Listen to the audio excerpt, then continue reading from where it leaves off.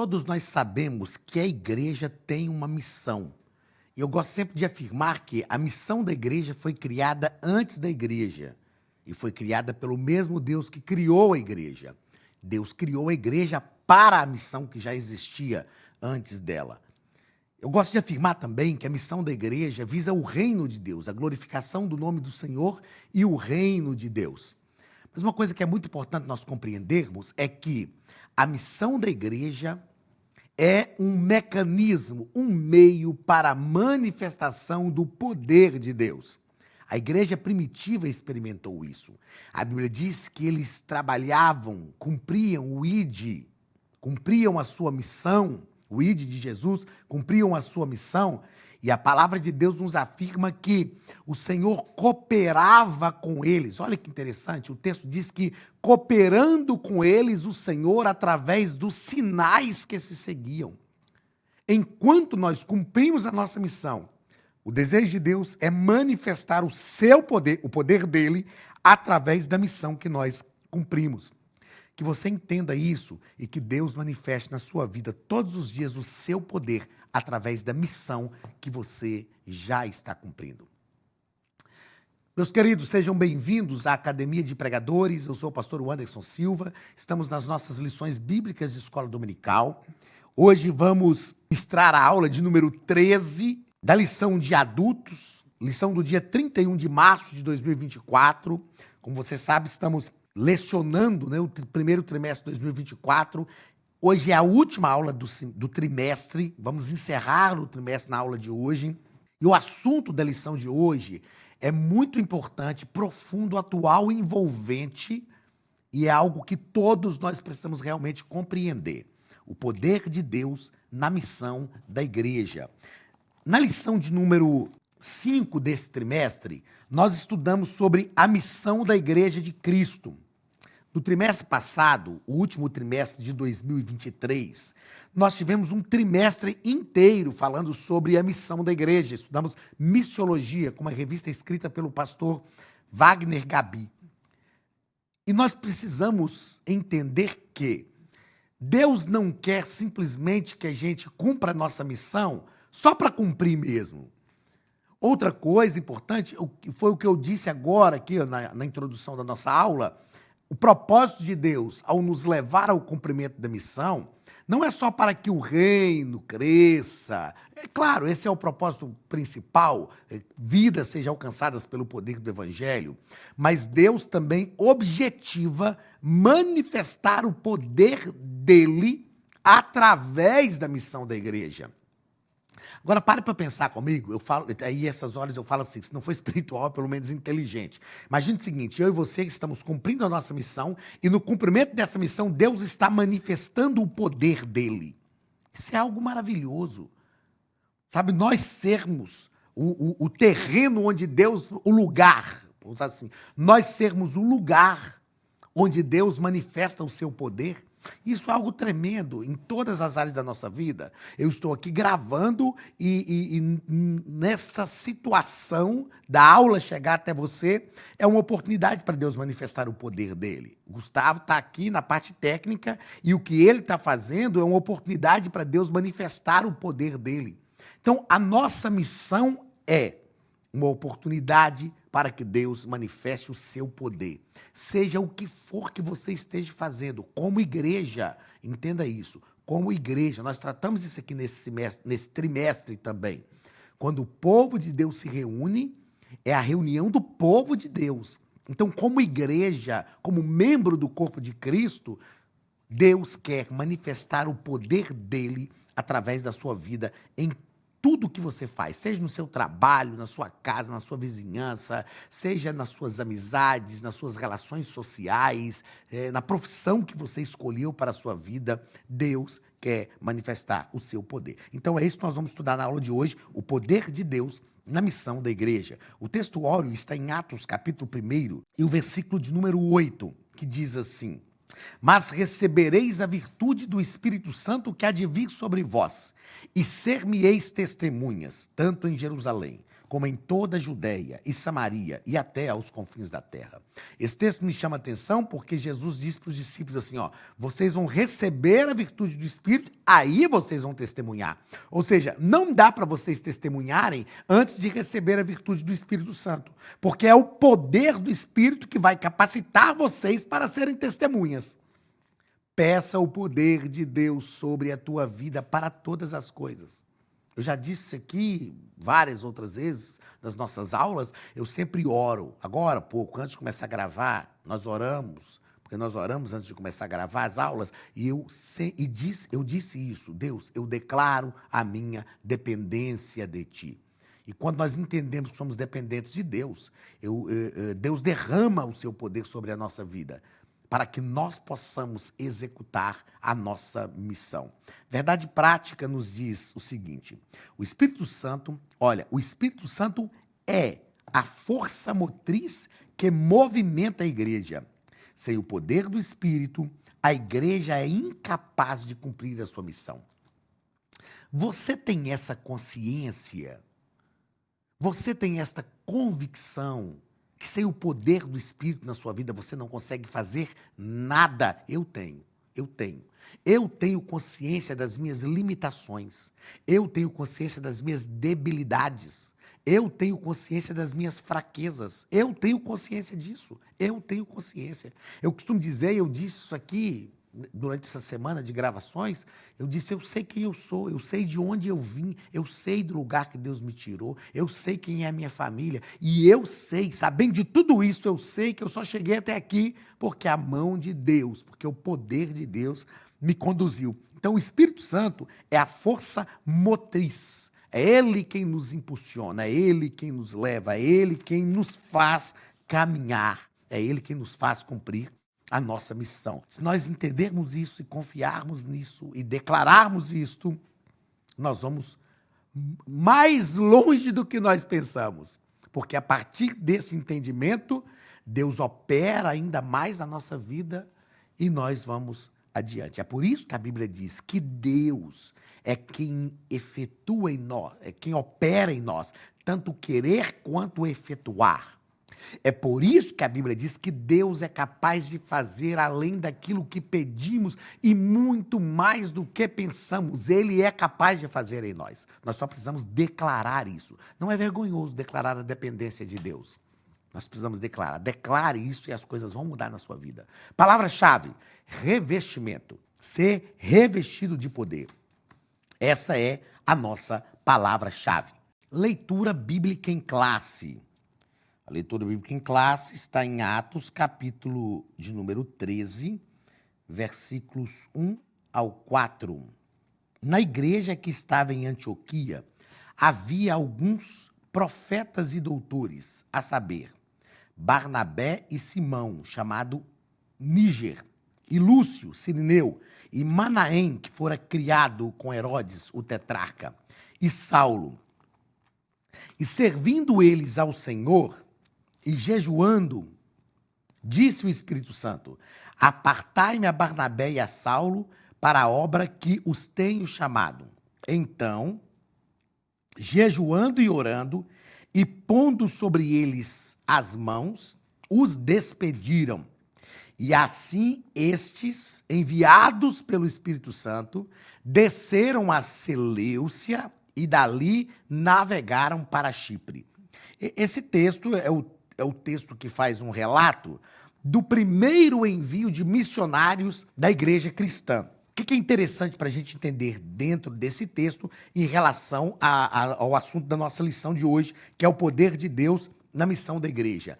É importante compreender que, claro, eu não vou tratar aqui da igreja de Antioquia, estudamos isso no trimestre passado com o pastor Wagner Gabi, ok? Mas a igreja de Antioquia foi uma igreja muito relevante no contexto, eu gosto de usar o termo assim, a igreja de Antioquia foi uma comunidade de fé muito relevante no contexto da igreja primitiva. Por quê?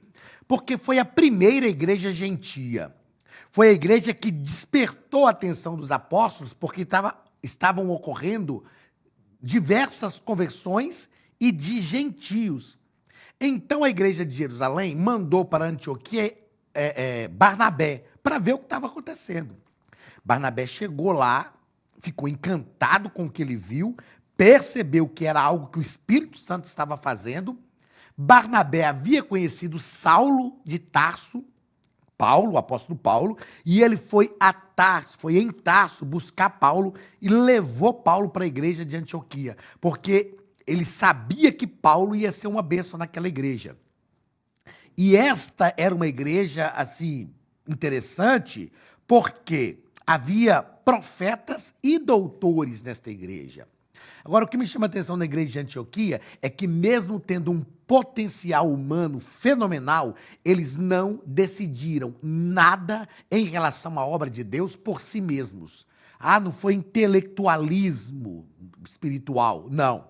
O texto diz que na igreja que estava em Antioquia, havia profetas e doutores, cita o nome deles aqui, e diz assim, e servindo eles ao Senhor. Primeiro, os profetas e doutores de Antioquia eram servos do Senhor. Isso é que é importante.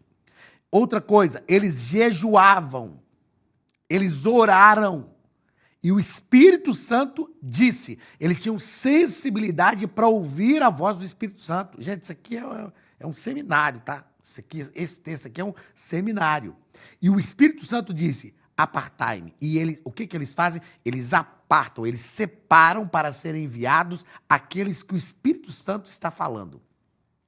Se nós queremos a ajuda do Espírito Santo para que o poder de Deus se aperfeiçoe na nossa fraqueza e se manifeste na nossa missão, nós precisamos ouvir a voz do Espírito Santo. O problema hoje é que tem muita gente que o Espírito Santo está falando uma coisa, ou a pessoa não está ouvindo, ou está ouvindo e não quer fazer o que o Espírito Santo está mandando, e depois ora, Senhor, me ajuda, manifesta a tua graça. Você não ouviu o que Deus queria, você não está nem no caminho que Deus, que é o centro da vontade de Deus, como que Deus vai fazer? E aí o Espírito Santo disse, eles separaram Barnabé e Saulo, e aí a Bíblia diz que eles foram, olha o versículo 4, assim estes enviados pelo Espírito Santo desceram enviados pelo Espírito Santo. Nós precisamos entender que tudo que ocorre na nossa vida tem que ser algo promovido pelo Espírito Santo. A nossa vida tem que ser uma lavoura frutífera, a fim de que o Espírito Santo tenha liberdade de promover em nós tudo aquilo que precisa ser feito. Vamos aos comentários da nossa lição. No primeiro ponto, o pastor José Gonçalves vai tratar sobre a doutrina do Espírito Santo segundo o Evangelho de Lucas. Lucas é o evangelista que mais trata, que mais demonstra as ações do Espírito Santo. Sempre, sempre. No Evangelho, ele demonstra isso desde o capítulo 1, a partir do versículo 35, quando ele relata a visita de Gabriel para Maria, e Maria fala, o anjo Gabriel fala com Maria que ela ficaria grávida. Maria sente a sua impossibilidade. Olha que coisa linda. Olha, presta atenção nisso aqui. Presta atenção nisso, porque isso é algo de Deus para sua vida. Gabriel fala com Maria, você vai ficar grávida. E Maria sente a sua limitação, ela sente a sua limitação. Ela fala, como vai ser isso? Não tem condição disso acontecer. Eu nunca tive nenhuma relação sexual, não conheço varão. Aí Gabriel fala com ela, fique tranquila, o Espírito do Senhor descerá sobre ti. Gabriel fala, vou fazer questão de ler o texto, para eu ler exatamente o que está escrito, mas a ideia é esta, Lucas capítulo 1 e o versículo 35. Então disse Maria ao anjo, como será isso? Pois não tenho relação com homem algum? Esse é o 34, olha o 35. Respondeu-lhe o anjo, descerá sobre ti o Espírito Santo, e o poder do Altíssimo te envolverá com a sua sombra. Por isso também o ente santo que há de nascer será chamado Filho de Deus. Sabe o que esse versículo nos ensina? Sabe o que Lucas está nos ensinando? E é isso que o pastor José vai tratar aqui, a doutrina do Espírito Santo segundo o Evangelho de Lucas. Já no capítulo 1 do Evangelho de Lucas, Lucas está nos ensinando o seguinte, todas as limitações que você encontrar na sua vida podem ser superadas a partir do momento que o Espírito Santo desce sobre você e o poder do Altíssimo te envolve com a sua sombra. Todas as limitações. Aí depois nós vamos dar para frente, mas deixa eu falar de uma vez aqui, porque eu já tenho algum tempo que eu leio e pesquiso sobre esta essas declarações do Evangelho, de Lucas como um todo, não só no Evangelho, mas no livro de Atos. No livro de Atos, e já no capítulo 1 também, já no versículo 5, aqui é no versículo 35, mas no livro de Atos, Lucas, já no versículo 5 do capítulo 1, ele já fala sobre esse poder do Espírito na nossa vida, nos capacitando para fazer aquilo que precisa ser feito. Porque no capítulo 1 de Atos, o versículo 5, Lucas descreve o momento em que Jesus fala com os discípulos que eles iam ficar em Jerusalém até serem revestidos de poder do alto. O texto diz assim, porque João, na verdade, e comendo com eles, versículo 4, e comendo com eles, determinou-lhes que não se ausentassem de Jerusalém, mas que esperassem a promessa do Pai, a qual disse ele, de mim ouvistes. Versículo 5, porque João, na verdade, batizou com água, mas vós sereis batizados com o Espírito Santo, que é o batismo no Espírito Santo em Atos, é o revestimento de poder para potencializar a ação da igreja para a obra evangelizadora. Vós sereis batizados com o Espírito Santo não muito depois desses dias. Então, Lucas, no Evangelho, capítulo 1, versículo 35, ele já mostra que essa ação do Espírito sobre a nossa vida nos dá poder para vencer as limitações. No livro de Atos, capítulo 1, versículo 5, ele já mostra Jesus dizendo, olha, vocês vão ser cheios do Espírito Santo para vocês cumprirem a missão que eu tenho para a vida de vocês. Primeiro parágrafo do primeiro ponto. Um ensino revelado nos escritos de Lucas. E aí o nosso escritor diz que tanto o Evangelho quanto o livro de Atos, ambos escritos pelo evangelista Lucas, revelam o ministério... passei muito aqui, revelam o ministério do Espírito Santo na vida de Jesus e da primeira igreja, como uma necessidade imperiosa. Ministério do Espírito Santo na vida de Jesus. Eu já falei isso aqui outras vezes, no trimestre passado, inclusive, nós tratamos isso na lição de jovens, principalmente na lição de número 6,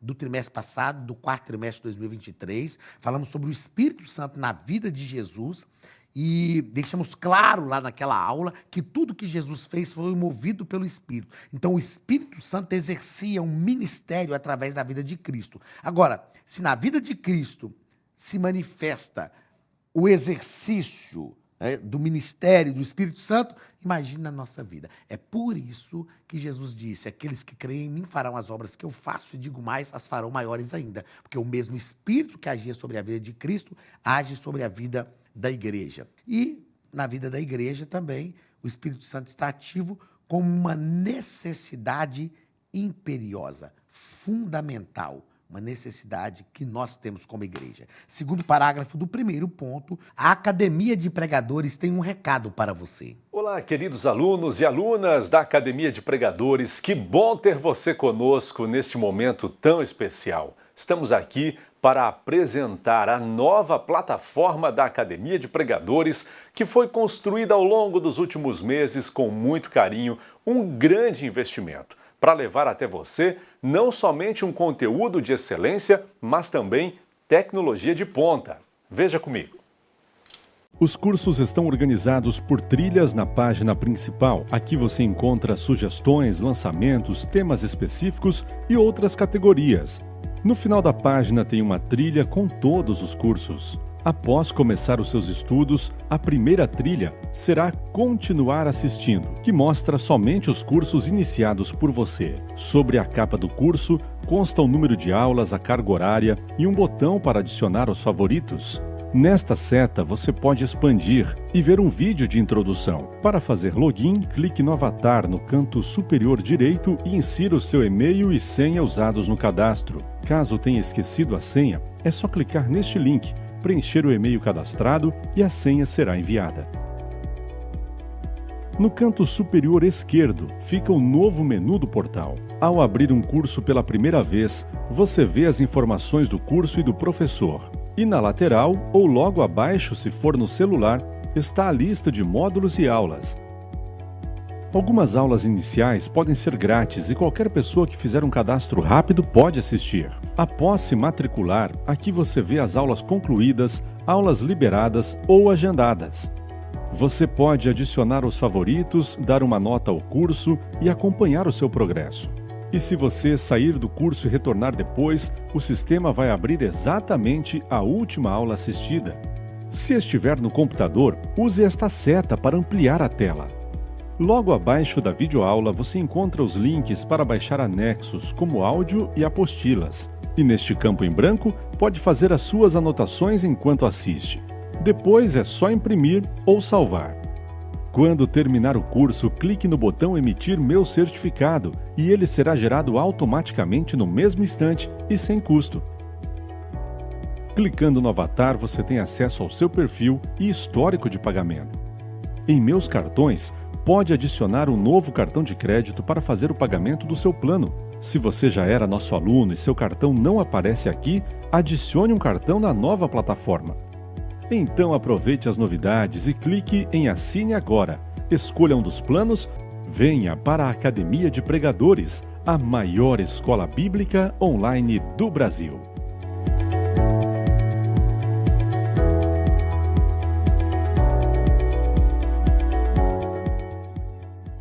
O enchimento do Espírito Santo como experiência necessária. Eu sei que aqueles que não se envolvem com a experiência de fé pentecostal podem não concordar com isso aqui, mas nós somos pentecostais e nós sabemos, e o próprio livro de Atos mostra isso, né? É claro que os que não são pentecostais, não exercem a fé pentecostal, eles acreditam nisso também só para a igreja primitiva. São cessacionistas. Eles não acreditam nesta experiência necessária para os nossos dias. Mas eu creio, nós cremos assim, e glória a Deus por isso. Nosso escritor diz que o Senhor Jesus só começou o seu ministério. Deixa eu grifar tudo aqui, gente, de uma vez, ó. Vamos lá. Eu quero ir até aqui. O Senhor Jesus só começou o seu ministério depois de ser cheio do Espírito Santo. Jesus só começou o ministério depois de ser cheio do Espírito Santo. Lucas capítulo 3, versículos 21 e 22. Nosso Senhor fez a obra de Deus e a fez no poder do Espírito Santo. Aí eu vou sempre te dizer o seguinte, enquanto eu ministro essa aula, eu quero que você pense o seguinte: se Jesus precisou de ser cheio do Espírito Santo para desenvolver o seu ministério, mesmo sendo Deus, não teve por usurpação ser igual a Deus. É claro que ele estava encarnado, não é? Imagine eu e você. Nosso Senhor fez a obra de Deus e a fez no poder do Espírito. Ele foi capacitado pelo Espírito Santo e dependeu do Espírito Santo para exercer o seu ministério. Então, não há o que falar, não é verdade? Se Jesus precisou, imagine eu, né? Se não fosse o poder do Espírito sobre a minha vida, a ação do Espírito, meu Deus, a gente estava perdido, frito, como diz o povo do interior de onde eu vim. Terceiro parágrafo do primeiro ponto, o enchimento do Espírito como uma experiência concreta. Ou seja, isso aqui não é místico, isso aqui não é algo empírico, não é empirismo isso aqui. Não é uma experiência, não é empirismo, é uma experiência concreta. O livro de Atos, nos diz aqui o pastor José, o livro de Atos retrata a experiência pentecostal como um acontecimento objetivo e não subjetivo. Foi tão objetivo que o texto diz que, de repente, veio do céu um som como de um vento. Como? Um som como de um vento veemente, impetuoso, que encheu toda a casa e foram vistas, repartidas sobre cada um deles, línguas como que de fogo. E isso não foi algo que só eles perceberam ali, ó, uma experiência mística, espiritual, empírica, não. As pessoas que estavam em volta viram isso. Então foi um acontecimento objetivo, histórico, registrado. O que nós aprendemos com isso? Esse enchimento do Espírito não pode ser algo só meu. Eu estou cheio do Espírito. Mas o que você está fazendo? Não estou fazendo nada. Mas não preciso provar que eu estou cheio do Espírito. Só eu sinto isso. Estou sentindo o Espírito no tutano do osso. Não. Quando somos cheios do Espírito, isso se manifesta. Porque nós estamos tratando justamente sobre o poder de Deus na missão da igreja. O poder de Deus se manifestando na missão da igreja. Como eu disse, essa experiência podia ser vista e ouvida. As pessoas viram e ouviram. Havia manifestações físicas que se tornaram reais para quem as tinha e visíveis para quem as presenciava. Reais para quem as tinha e visíveis para quem as presenciava. Em outras palavras, quem recebeu sabia o que tinha recebido. Então, o derramamento do Espírito é uma capacitação sobrenatural, ok? A obra de Deus é sobrenatural. Eu preguei uma vez sobre homens imperfeitos para projetos perfeitos. E, gente, quando a gente olha para Deus, a gente fala que Deus é meio maluco, né? Como diz um amigo meu irmão, Deus não é desse mundo, não. Deus chama homens imperfeitos para projetos perfeitos. Como que isso pode dar certo? Como que pode funcionar? Se eu sou imperfeito, chamado por Deus para um projeto perfeito. Então Deus, na minha imperfeição, Deus derrama o seu Espírito sobre mim, me capacita de forma sobrenatural. Aí sim, um homem imperfeito está participando de um projeto perfeito e que dá certo. Por quê? Porque o poder de Deus se aperfeiçoa na minha fraqueza. Foi o que Paulo aprendeu. Quarto parágrafo do primeiro ponto, a doutrina pentecostal clássica, desde os primórdios da doutrina pentecostal, aliás, desde os primórdios, a doutrina pentecostal clássica afirma o falar em línguas desconhecidas. Afirma que o falar em línguas desconhecidas é a evidência, gostei disso aqui, ó, é a evidência física inicial do batismo com o Espírito Santo. Evidência física inicial, tá bom? É claro que não é só isso. E nós precisamos entender por que o Espírito Santo veio sobre a igreja, por que somos pentecostais, por que somos revestidos de poder. A evidência inicial física, a evidência física inicial é o falar em línguas, mas que vai muito além disso, e ainda bem que vai muito além disso, porque senão seria muito pouco, muito reducionista. Segundo parágrafo, ou segundo ponto, aliás, o Espírito Santo capacitando as testemunhas. Primeiro parágrafo, capacitando as testemunhas. Primeiramente, o Espírito Santo capacitou líderes para o desempenho da obra de Deus. Aqui vale uma palavra para todos nós que somos líderes. Nós só podemos fazer alguma coisa frutífera para o reino de Deus, porque Deus nos capacita. Jesus disse isso para os apóstolos, para os seus discípulos que se tornaram os apóstolos. Não foste vós que me escolhestes, mas eu vos escolhi a vós e vos designei para que vades e deis fruto e o vosso fruto permaneça. Nós fomos capacitados por Deus. Eu estou aqui, gente, não é porque eu sou o melhor. Saul achou que ele era o melhor. Aí Deus falou, eu tenho o melhor para o seu lugar. Eu estou aqui não é porque eu sou melhor, é porque Deus me deu a oportunidade. E ele me capacitou para isso. E nós precisamos entender isso e declarar essa dependência. Depois, vemos também que não eram só os que faziam parte do colégio apostólico que eram cheios. Pessoas comuns também eram revestidas do poder do alto. E inclusive, até improváveis. Pedro, por exemplo, acreditou que aquilo era só para eles. Aí, Deus enche os da casa de Cornélio, que eram gentios, pessoas incomuns. É o Atos 2:17. Toda a carne, derramarei do meu espírito sobre toda a carne. É o Joel, capítulo 2. Então, Deus capacita não só líderes, mas Deus capacita pessoas comuns. Isso é uma promessa para todos. Aí, no segundo parágrafo do segundo ponto, o pastor José vai nos mostrar justamente pessoas simples sendo capacitadas. Ananias. Quem era Ananias? Como diz na fila do pão. É um dito que a gente tem em Minas Gerais. Desconhecido. Mas aí, quando o apóstolo Paulo tem a experiência com Deus, Deus fala com Ananias. Vai lá, eu vou te usar. Estevão e Filipe. Homens simples que foram escolhidos para cuidar das mesas das viúvas. Para o trabalho, para o serviço vamos colocar assim, o serviço braçal da igreja, o trabalho de diácono da igreja, servir as pessoas, cuidar dessa área social da igreja. E a Bíblia diz que eles foram cheios do Espírito Santo. Dessa forma, então, fica patente que Deus não tinha uma classe privilegiada para fazer a sua obra. Ele possuía testemunhas capacitadas pelo Espírito Santo. Deus capacita sempre. Deus sempre capacita. Terceiro parágrafo do segundo ponto, capacitando a igreja. Capacitando a igreja. E depois de discorrer sobre isso, o pastor José vai dizer que o crescimento das igrejas em Atos estava associado ao testemunho dado pelos grupos de crentes capacitados pelo Espírito Santo.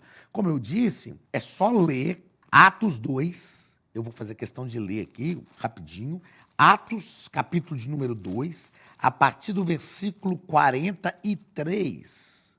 Atos 2, a partir do versículo 43, o texto diz assim, 42, e perseveravam na doutrina dos apóstolos, na comunhão, no partir do pão e nas orações. Em cada alma havia temor, e muitos prodígios e sinais eram feitos por intermédio dos apóstolos. Todos os que creram estavam juntos e tinham tudo em comum. Vendiam suas propriedades e bens, distribuindo o produto entre todos à medida que alguém tinha necessidade. Diariamente perseveravam unânimes no templo, partindo o pão de casa em casa e tomavam suas refeições com alegria e singeleza de coração, louvando a Deus e contando com a simpatia de todo o povo. Olha o versículo 47, a parte B. Enquanto isso o quê? Qual era a estratégia de crescimento da igreja primitiva? O que eles faziam para crescer? Eles tinham números? Eles tinham uma estratégia mirabolante? Não, eles viviam a vida cotidiana, porém direcionados pelo Espírito Santo. Viviam em comunhão, comendo as refeições, com alegria, singeleza de coração, partiam o pão de casa em casa, estavam todos os dias no templo, estavam ali, vivendo, só viviam o propósito de Deus. Enquanto eles viviam, acrescentava-lhes o Senhor dia a dia os que iam sendo salvos. Pronto, gente, só isso. Nós só precisamos estar no centro da vontade de Deus e viver o que Deus tem para que nós vivamos. É só isso, gente. Não tem, gente, vida espiritual, eu aprendi que vida cristã tem que ser leve. Não tem mágica. Não tem mágica. Tem vivência. E aí nós colhemos os frutos. Vem natural. Qual o esforço que um pé de manga faz para frutificar? Nada. Quem tem que cuidar é quem plantou. Colocar ali um remédio para tirar, né, os agressores, para tirar ali, colocar assim, os bichos que vêm para comer a planta. Se o solo for fértil, se as condições forem favoráveis, se aquele pé de manga for bem cuidado, ele vai frutificar. Sabe por quê, gente? Porque um pé de manga foi criado por Deus para frutificar, para gerar manga. Foi criado por Deus para isso. Entenda isso, em nome de Jesus. Você foi criado por Deus para frutificar. Se você não está frutificando, é porque você está no lugar errado, é porque está faltando alguma coisa. Mas a frutificação, ela ocorre de forma natural, gente. Tudo no reino de Deus é de forma natural. Então, nós precisamos só confiar em Deus e estar no centro da vontade de Deus. Eu falo isso sempre com minha esposa, irmã Gilmara, meu bem, vai acontecer de forma natural, porque nós estamos no centro da vontade de Deus. Pronto, só deixa acontecer. Não é você que tem que fazer. Faz o que você tem que fazer, da sua parte, e deixa Deus fazer, porque Deus é Deus. Deixa Deus ser Deus na sua vida. Salmo 46:10. Aquietai-vos e sabei que eu sou Deus. Serei exaltado entre as nações, serei exaltado na terra. Pronto, só isso. Terceiro e último ponto. O Espírito Santo como fonte geradora de missões. É o Espírito Santo quem gera missões, quem faz missões acontecer. Como eu disse, repito, nós estudamos isso incisivamente no trimestre passado. Primeiro parágrafo, o envio de missionários. Eu já disse isso aqui, comentando a leitura bíblica em classe, vou só frisar algumas coisas que o pastor José Gonçalves propõe aqui para nós. Então, Esses foram os primeiros missionários da igreja em Antioquia. Eu já falei, foi o primeiro lugar que os crentes foram chamados de cristãos, e eu já falei da relevância da igreja de Antioquia. O que chama a atenção nessa narrativa é a participação ativa do Espírito Santo no envio dos missionários. A igreja orou, foi o Espírito Santo que disse: apartai Barnabé e a Saulo, e depois o texto diz que eles foram... Opa, desculpa pelo soluço. Eles foram enviados pelo Espírito Santo.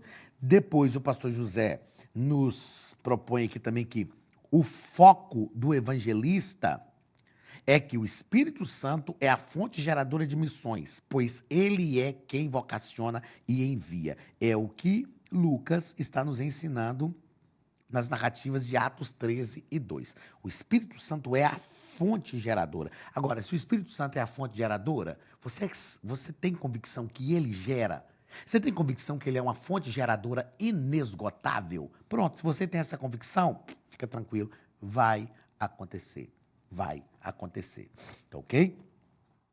Segundo parágrafo do terceiro ponto, a estratégia missionária. A estratégia missionária. Qual era a estratégia missionária da igreja primitiva?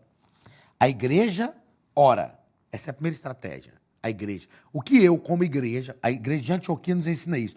Qual é a estratégia missionária que eu preciso ter como igreja? Ora. Ora e jejuma. O Espírito Santo escolhe. A igreja envia. O Espírito Santo direciona. Isso é estratégia missionária. Igreja ora, o Espírito Santo escolhe. A igreja envia, o Espírito Santo direciona. Pronto. Olha, um quarteto fantástico, perfeito para o sucesso da obra missionária. A igreja ora, o Espírito Santo escolhe. A igreja envia, o Espírito Santo direciona. Isso é uma parceria perfeita. Isso é uma parceria perfeita para o reino de Deus. Outra coisa que nós vamos entender nisso aqui, ó, eles estavam tão direcionados pelo Espírito Santo. É engraçado, né? Ó, pensa o seguinte, pensa eu te contar nessa história, esse irmão, nós enviamos 2 missionários para o campo e eles estavam fazendo a obra de Deus. O Espírito Santo impediu eles de fazer a obra. Você fala, como assim? Como o Espírito Santo impediu? Mas a Bíblia diz isso. Eles foram impedidos pelo Espírito Santo. Agora, eles foram impedidos pelo Espírito Santo quando eles intentaram ir pregar na Ásia e na Bitínia. O Espírito Santo impediu. A gente precisa, irmão, precisa ser crente, precisa ter um relacionamento íntimo com o Espírito Santo para entender. Eu quero pregar ali. O Espírito Santo fala, não. O Espírito Santo impede alguém de pregar em algum lugar? Impede, porque o Espírito Santo é quem deve direcionar para o lugar que é necessário. Então, foi o Espírito Santo que decidiu quem deveria ouvir o Evangelho naquela circunstância. Ah, pastor, mas parece, irmão, Deus não chamou a gente, não nos chamou. Aliás, a vida não é para nós fazermos o que parece. A vida é para nós fazermos o que estamos convictos, ok? Não basta só o desejo de fazer missões. É preciso buscar a orientação do Espírito Santo. Não basta só o desejo de fazer missões. É preciso buscar a orientação do Espírito Santo a respeito de como isso deve ser feito. Tem uma história no Antigo Testamento que eu acho magnífica. A mãe de Sansão era estéril, não tinha filhos. Aí o anjo do Senhor apareceu para ela e falou, você vai gerar, você vai ter um filho, ele vai ser separado desde o ventre, não beba bebida forte e tal. Assim, contou a história toda para ela e falou, pronto, você vai ter um filho. E aí pensa, ela era estéril, agora ela vai ter um filho. Aí ela chega e conta para o marido dela qual era o maior desejo de um homem naquele tempo, ter um filho. Aí ela chega e conta dizendo, ó, o anjo do Senhor veio aqui, veio um homem de Deus, o anjo do Senhor apareceu aqui, falou que eu vou ter um filho. Muitos de nós, talvez eu, falasse para não colocar isso na sua conta, talvez eu diria, uau, você é pai, glória a Deus, vamos fazer um enxoval, vamos preparar, escolher o nome, que não sei o que, aquela coisa toda. Quando Manoá, pai de Sansão, ouve que ela seria mãe, e por um propósito, aí eu imagino que eu leio a Bíblia pensando assim, ela toda empolgada, contando e tal, e Manoá, sério. Ela falou, Manoá, rapaz, você não está feliz, não, você vai ser pai. Ele falou, não, eu estou feliz, mas nós precisamos orar. Vamos pedir o anjo para voltar e falar com a gente o que a gente tem que fazer com o menino. Como é que a gente tem que fazer? Meu irmão, Deus já te deu uma bênção. Então, antes de sair saltitante, gastando, usando a bênção que Deus te deu, ore e pergunte para Deus, o que o Senhor quer que eu faça com isso?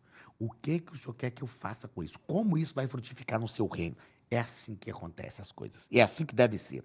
Vamos finalizar a última lição do trimestre com 3 considerações que eu julgo ser importantes. Primeira consideração, a missão da igreja deve necessariamente ser a missão de Deus. Nós estamos tratando sobre o poder de Deus na missão da igreja. A missão da igreja tem que ser a missão de Deus. Se a minha missão é a missão de Deus, então não é a minha missão que eu estou fazendo, é a missão de Deus, que se tornou a minha missão também. Eu acho interessante, só para vocês terem uma ideia do que eu quero expressar, às vezes, quando a gente, vai pregar, aí antes de pregar, o pastor fala, vamos orar para receber o pregador, pediu o fulano de tal para orar. Aí o irmão vem orar e fala, Senhor, tá aqui o pregador, Deus, não fale aquilo que a gente quer ouvir, fale aquilo que o Senhor quer falar. Aí dentro de mim eu falo, Deus, eu fale aquilo que eu quero ouvir, porque eu quero ouvir aquilo que o Senhor quer falar. Irmãos, nós precisamos entender isso. O que você quer fazer? Aquilo que Deus quer para mim. Onde você quer estar? No lugar onde Deus quer que eu esteja. O que você quer falar? Aquilo que Deus colocar na minha boca. Simples assim. É só querer aquilo que Deus quer. Então, a missão da igreja deve ser necessariamente a missão de Deus. Segunda consideração importante. A missão da igreja deve necessariamente priorizar o reino de Deus. Na missão da igreja, Deus faz várias coisas. Deus faz a igreja crescer, Deus faz a renda da igreja crescer, Deus promove o nome do líder da igreja, do pastor. Deus faz isso. Deus tem esse desejo. Deus falou com Josué, hoje começarei a engrandecer-te diante de todo o povo para que saiba que como fui com Moisés, serei contigo. Mas o que nós precisamos ao executar a missão da igreja, que é a missão de Deus? Então é a minha missão também. Eu preciso priorizar o reino. É o reino de Deus que é importante. Nós já estudamos esse trimestre aqui o que é o reino, é o poder, é o domínio que Deus exerce na terra através da minha vida. Terceira e última consideração importante, Deus quer que a igreja dê certo. Eu vou finalizar esse trimestre com uma frase do meu pastor presidente, pastor Suimar Caetano. Ele fala, pastor, Deus quer que a igreja dê certo. Então vai dar certo. Por que a igreja dá certo? Porque a igreja é de Jesus. E Jesus quer que a igreja dê certo. Dá certo. Que a igreja dê certo. E ele tem todo o poder nos céus e na terra. Então ele quer que a igreja dê certo. Ela vai dar certo. Aí ele fala, mas tem uma coisa. Faz certo que dá certo. Eu quero encerrar esse primeiro trimestre de 2024 louvando a Deus pela sua vida. Você que esteve conosco aqui durante essas 13 semanas. É um sinal de prestígio, eu sempre digo isso, ter você aqui conosco na Academia de Pregadores. Deus te abençoe. Semana que vem iniciamos um novo trimestre e eu creio que vai ser uma bênção. Mas eu quero encerrar esse primeiro trimestre, essa 13ª lição, com esta fala do pastor Suimar.